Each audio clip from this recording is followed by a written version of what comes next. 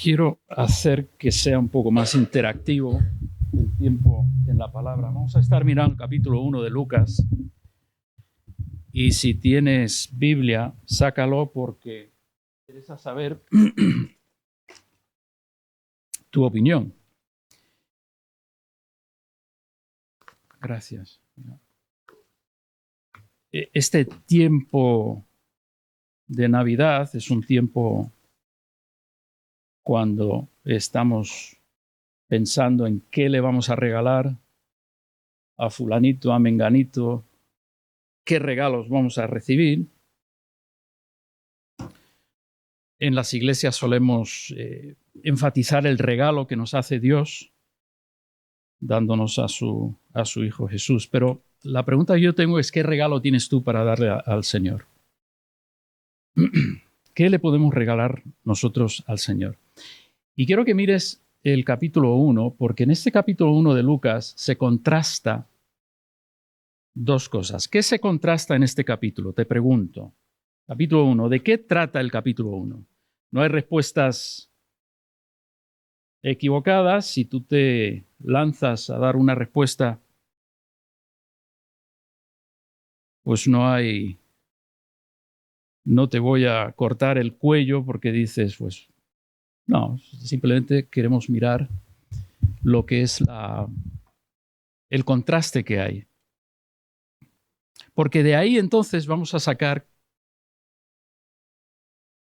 qué le han dado estas personas al Señor. Entonces, ¿qué se contrasta aquí en este capítulo 1 de Lucas?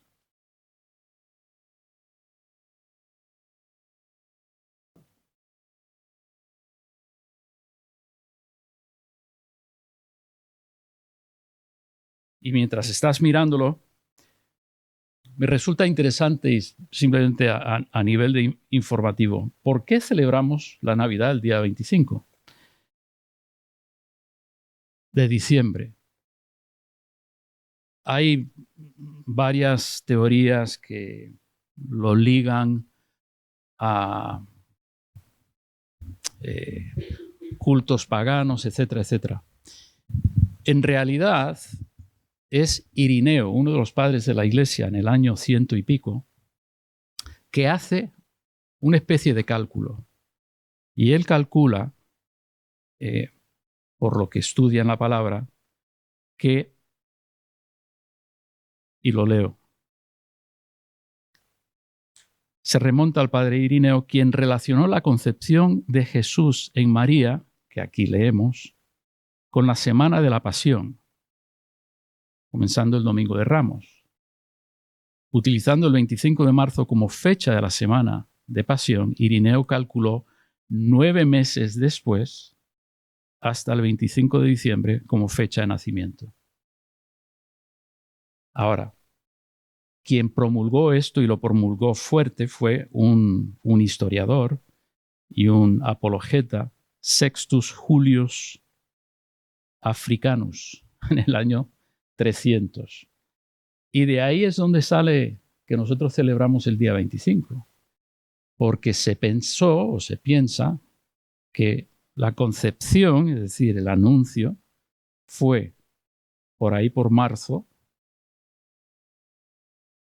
9 meses después, da a luz al Señor. ¿Qué se contrasta en este capítulo 2? Capítulo 1. ¿De quién habla? ¿Vale? Entonces, de Zacarías y Elizabeth. ¿Y de quién más habla? De María. Y vas a ver en este capítulo un contraste constante entre estas 3 personas, ¿no? Zacarías y Elizabeth, empezando en el versículo 5. Hubo en los días de Herodes, rey de Judea, un sacerdote llamado Zacarías, de la clase de Abías. Su mujer era de las hijas de Aarón, que se llamaba Elizabeth. Ambos eran justos delante de Dios y andaban irreprensibles en todos los mandamientos y ordenanzas del Señor, pero no tenían hijo porque Elizabeth era estéril y ambos eran ya de edad avanzada.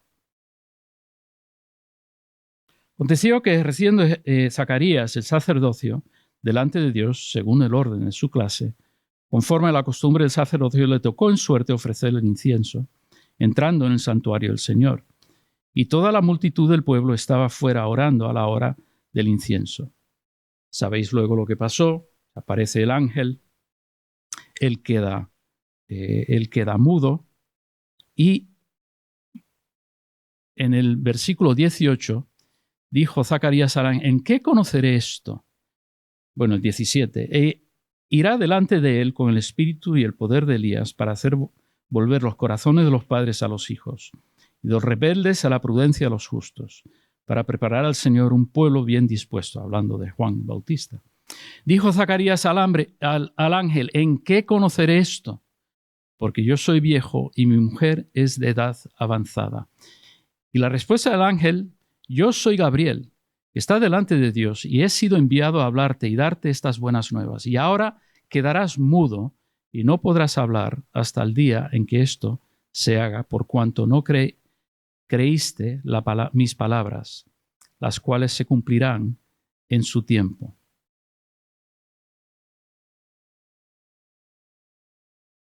¿Qué sabemos de Zacarías y de Elizabeth?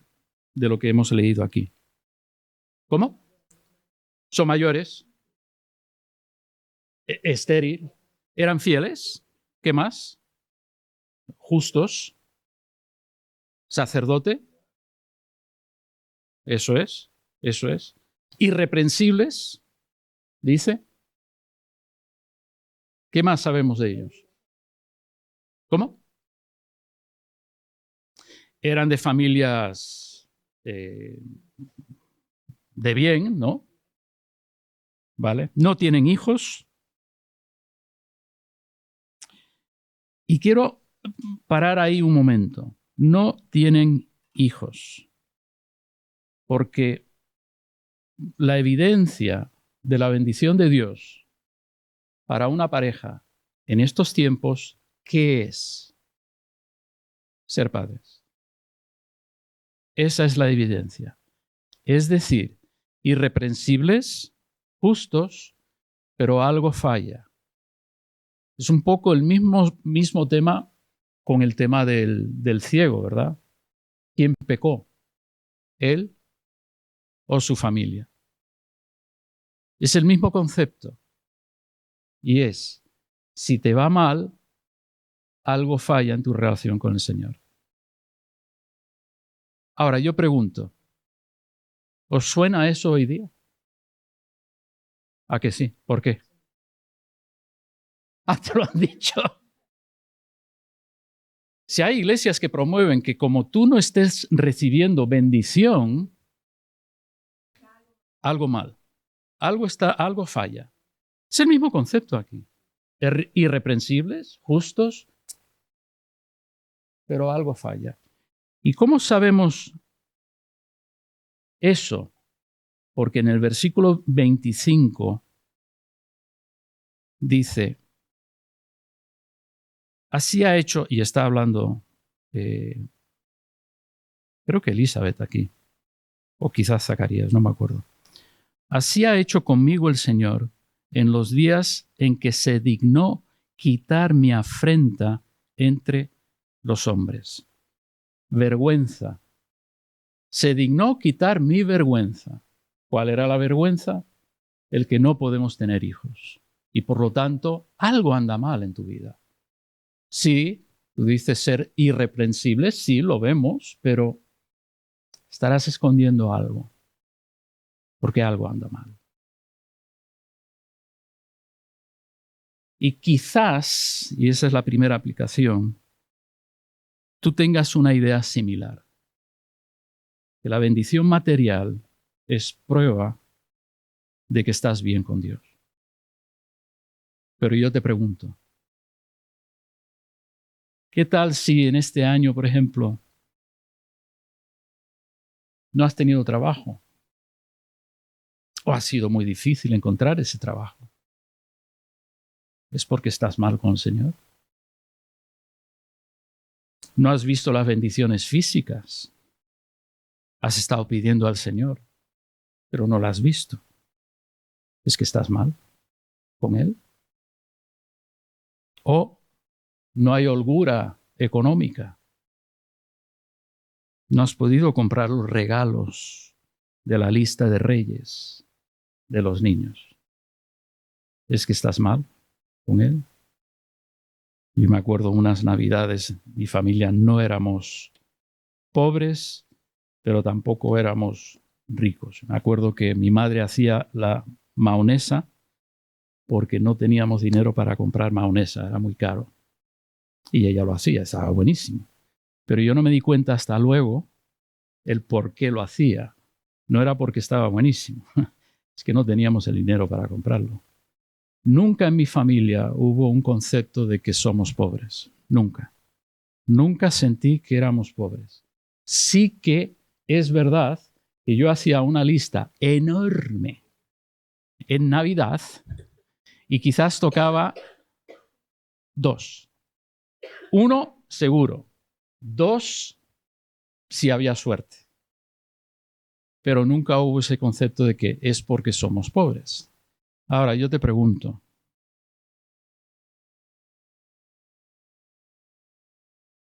¿es la bendición física y material evidencia de que Dios te está bendiciendo?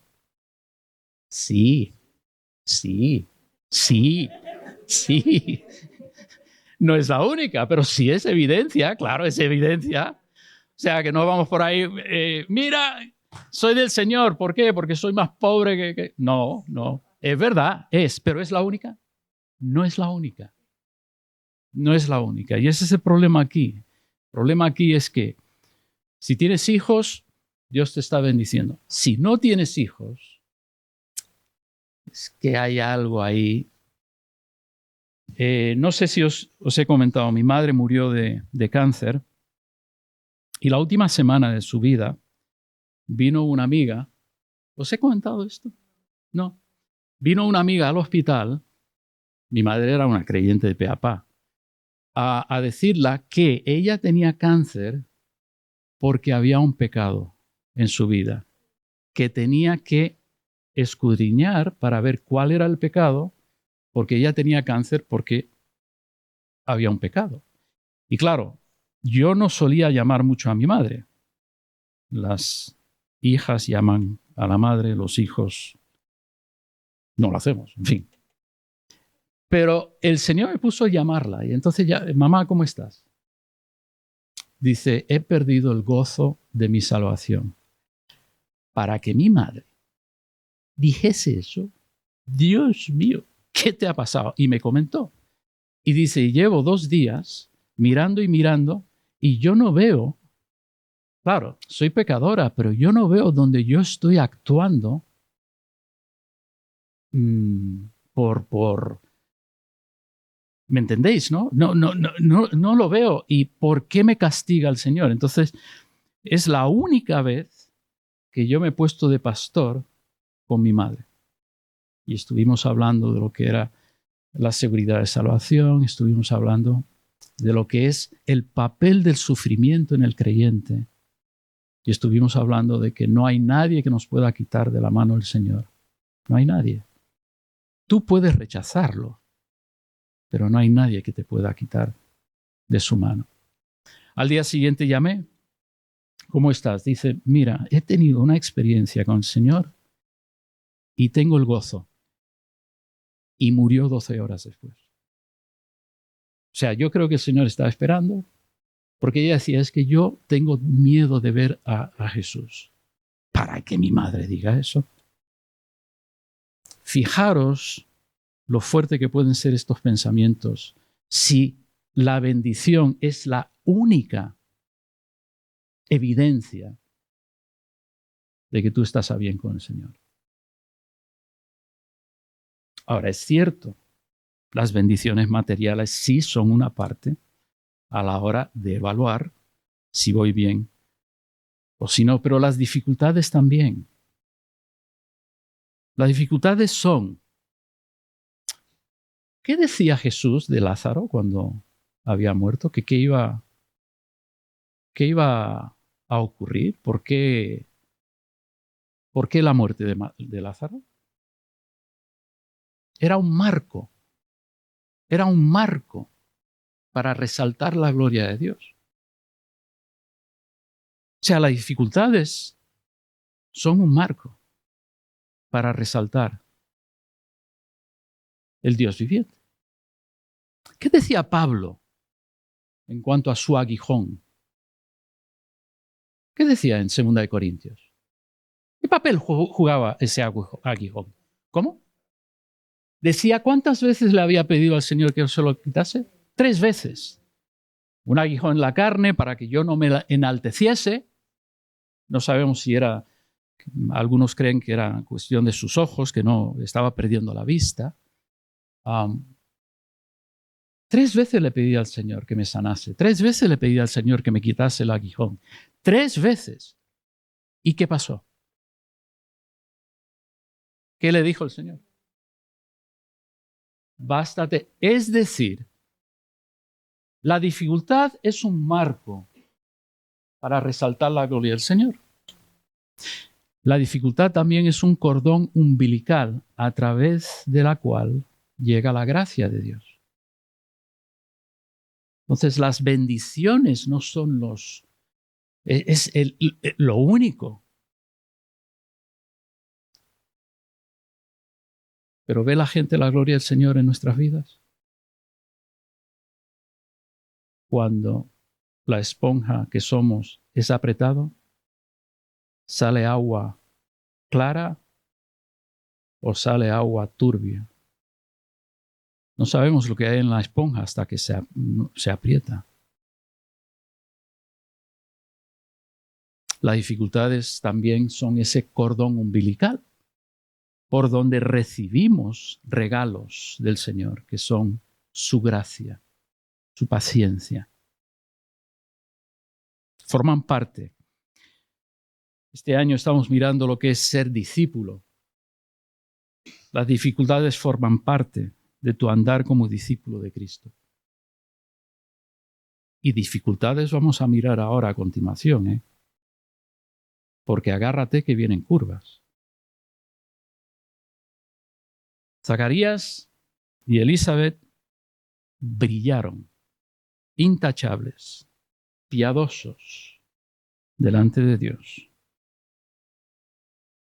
Pero ¿nos resulta extraña la respuesta del ángel en el versículo 19? ¿Por qué crees que el ángel le dice esto? ¿Qué le dice el ángel? Porque no creyó. ¿Qué va a pasar? Se va a quedar mudo. O sea que la pregunta que hace Zacarías es una pregunta que conlleva una duda. De tanto pedir, quizás, había anidado un brote de cinismo hacia lo sobrenatural. ¿Cómo puedo, dice él, cómo puedo estar seguro de lo que tú me dices? Esto lo vamos a contrastar con lo que dice María, porque parece que María dice lo mismo, pero no dice lo mismo. Aquí hay un brote de duda. ¿Cómo puedo estar yo seguro de esto si yo y mi mujer somos viejos? Es como que le dice al ángel, ¿esperas que yo me crea esto? Es imposible. Nuestros cuerpos ya no dan para ello. ¿Tú esperas que yo me crea esto? Ahora, mira la respuesta de María. María, versículo 16, 26. Y hay este contraste. Sí, señores, pero tranquilo, ya llegaremos, ya llegaremos. Os corréis más que Speedy González. En este capítulo hay un contraste constante entre Zacarías Elizabeth y María. Al 6º mes, el ángel Gabriel fue enviado por Dios a una ciudad de Galilea llamada Nazaret, a una virgen desposada con un varón que se llamaba José, de la casa de David, y el nombre de la virgen era María. Y entrando el ángel donde ella estaba, dijo: Salve, muy favorecida, el Señor es contigo, bendita tú entre las mujeres. Mas ella, cuando le vio, se turbó, pensando qué salutación sería esta. Entonces el ángel le dijo: María, no temas, porque has hallado gracia delante de Dios. Y ahora concebirás en tu vientre y darás a luz un hijo y llamarás su nombre Jesús. Este será grande y será llamado Hijo del Altísimo, y el Señor Dios le dará el trono de David su padre, y reinará sobre la casa de Jacob para siempre, y su reino no tendrá fin. Entonces María dijo al ángel: ¿Cómo será esto? Pues no conozco varón. ¿Cómo será esto? Pues no conozco varón. ¿Qué diferencia hay? Los dos son de buenas familias: Zacarías, Elizabeth, José, María. ¿Vale? Intachables. María y José son intachables en su relación de novios. Se han desposado, pero no se han acostado juntos. Intachables. Reciben la misma visita. Pero, y aquí vienen las curvas, la visita del ángel le quita la vergüenza a Elizabeth. La visita del ángel le trae la vergüenza a María. ¿No resulta interesante que María, estando ya de 9 meses, la montan en un burro y la llevan 3 días de camino a otro pueblo? ¿No resulta extraño eso? ¿Por qué crees que lo hizo? Te pregunto. No tenía que estar la mujer en el censo, eso lo tienes que saber. Solo tenía que estar el varón. El varón representaba a la familia. Solo tenía que estar el varón en Belén, no ella. ¿Por qué la lleva? ¿Cómo? ¿No te resulta interesante que en este capítulo 1 nunca se menciona la familia de ella, de María? Nunca. Pero si miras en el nacimiento de Juan, versículos 57, 58 y 59, dice que hay gran gozo entre la familia y todo el pueblo. ¿Y dónde está el gran gozo con María y con José? Rodeados de estiércol, en una cueva, sin un familiar. Y yo creo lo siguiente: el anuncio del ángel trajo vergüenza a esta joven. Sí, yo lo he dicho en otras ocasiones. Si Raquel viene hoy día, esta noche, y me dice: papá, estoy embarazada, Raquel es mi última hija y no está casada, del Espíritu Santo, ¿pero tú crees que yo soy tonto, hija? Estoy embarazada del Espíritu Santo. Maribel, si eso ocurriese, tú también estarías. Ya he visto que le has dado la vuelta y has dicho que no se te ocurra, ¿no? Efectivamente. ¿Qué excusa más blanda, verdad? El anuncio del ángel quitó la vergüenza de Elizabeth.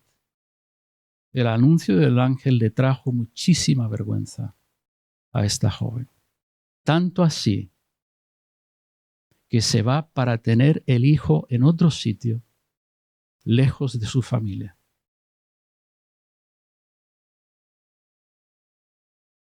Y si no me crees, mira la actitud de José. Vale, te voy a divorciar, pero en silencio. ¿Por qué? Porque era vergonzoso. En vez de quitar las dudas sobre su integridad, como ocurrió con Zacarías. Ah, no, Zacarías estaba diciendo la verdad. Era hombre intachable. Era hombre justo. Porque mira, van a tener un hijo. En vez de quitar esas dudas, ocurre lo opuesto.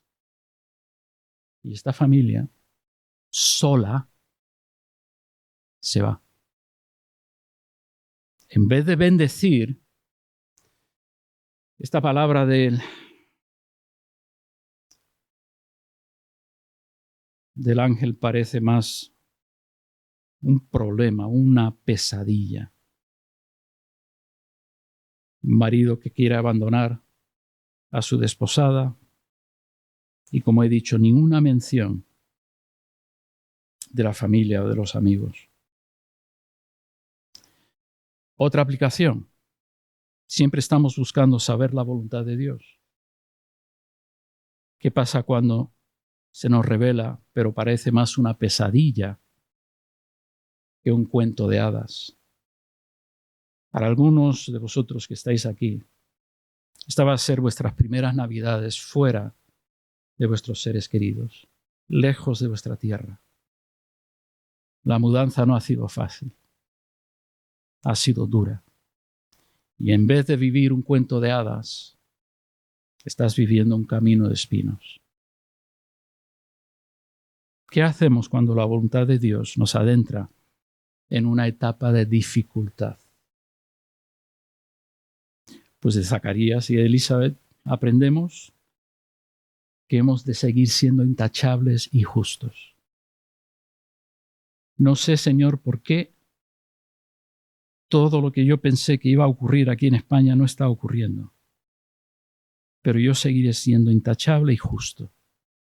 No voy a permitir que mis circunstancias, mi camino de espino, mi pesadilla, no voy a permitir que cambie. Voy a ser marco para que se vea la gloria tuya. Voy a seguir comunicándome en ese cordón umbilical contigo para que se vea tu gracia a través de mí. No voy a permitir que las circunstancias cambien nuestra relación y quién soy yo por esa relación. Pero la pregunta mía hoy era, ¿qué regalo le vas a dar al Señor en estas Navidades? ¿Vas a seguir el ejemplo de Zacarías o vas a seguir el ejemplo de María? Zacarías le dio un regalo, en este caso al ángel. ¿Qué regalo fue ese? La duda. Sí. María le da un regalo al ángel. ¿Cuál es? Vamos a ver. Eso es. Le da su voluntad. Le da su voluntad. Vamos a ver esa pregunta que le hace María en versículo 34. Entonces María le dijo al ángel, ¿cómo será esto? Zacarías en el versículo 18, ¿en qué conoceré esto? Zacarías,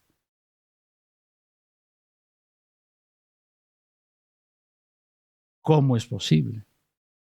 María, ¿cómo va a suceder? Es sutil la diferencia, pero uno implica duda. Pruébalo. A ver, eso es imposible. Yo necesito la prueba. La prueba, hijo mío, 6 meses sin hablar. Pero ella dice, ¿cómo va a pasar? Yo soy virgen, pero que se haga tu voluntad. Que hagas conmigo lo que dice tu palabra. Cuando Dios contesta la oración de años con bendición, no dudes. Zacarías llevaba años orando y dudó. No dudes.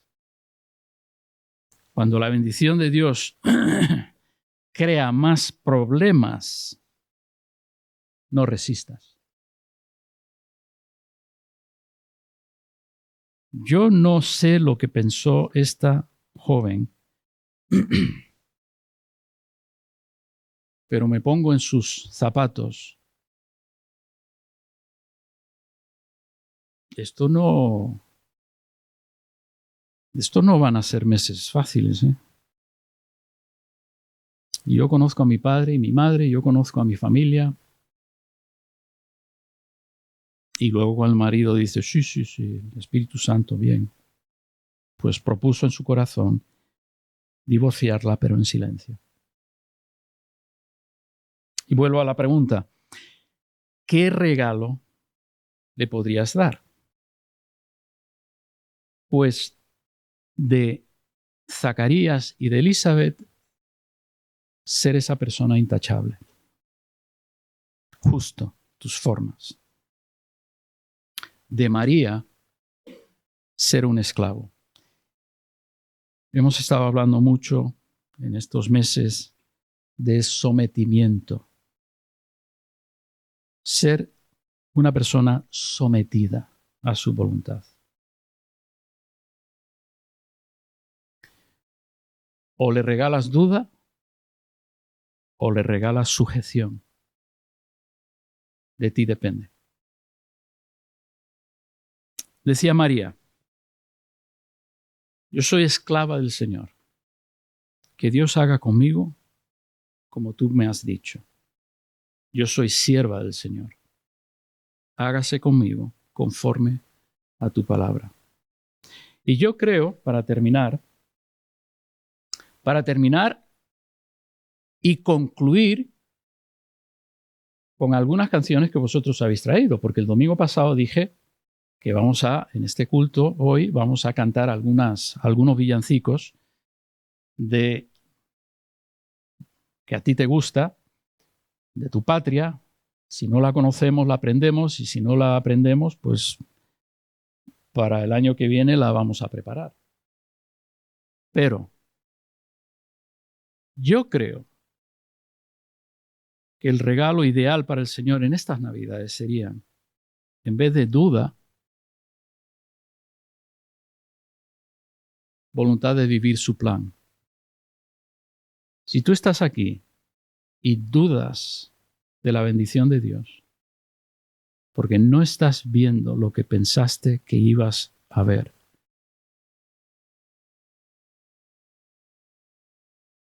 dale el regalo de la voluntad. Yo viviré tu plan.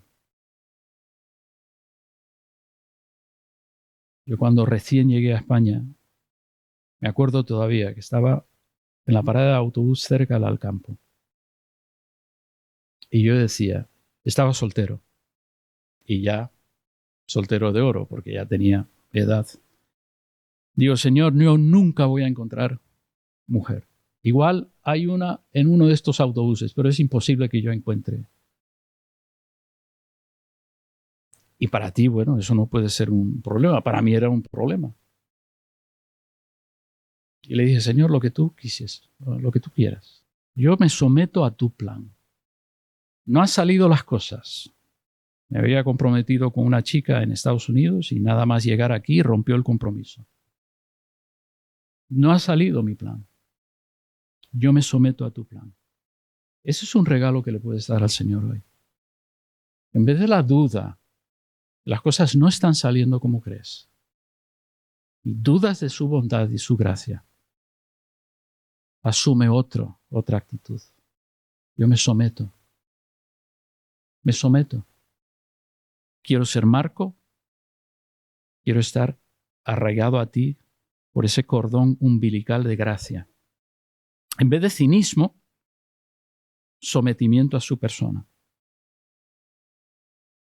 Personas intachables, sí. Pero más personas moldeables por el Espíritu Santo. Déjate moldear por el Espíritu de Dios, usando dificultades, usando la tristeza de estar lejos de nuestros más queridos, usando la decepción de no poder comprar todo lo que me gustaría poder comprar y bendecir. En vez de duda, haz conmigo lo que tú quieras.